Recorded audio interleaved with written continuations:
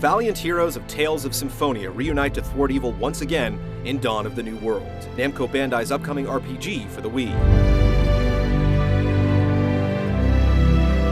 Rather than a true sequel, the follow-up is actually a spin-off to the 2003 GameCube classic, and many familiar faces return.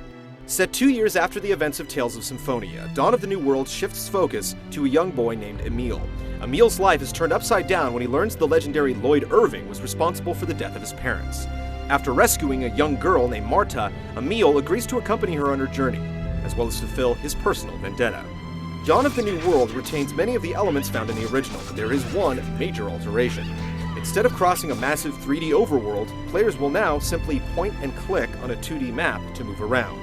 Exploring towns and dungeons remains unchanged, allowing players to freely roam in 3D.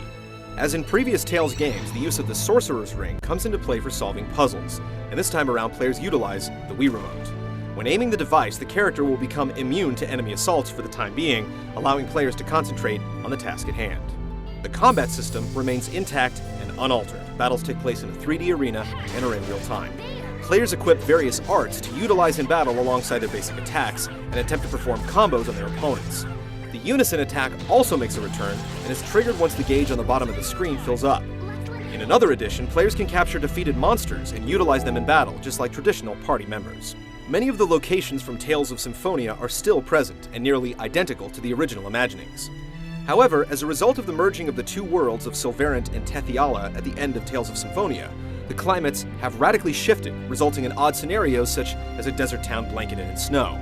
Players will surely get a sense of nostalgia returning to familiar towns and landmarks, but if there's one complaint we can level, it's that the game looks exactly the same as the original did 5 years ago.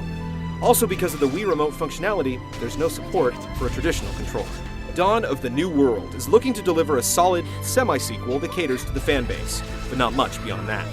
We'll see if Namco Bandai can deliver any tweaks before its US release this November.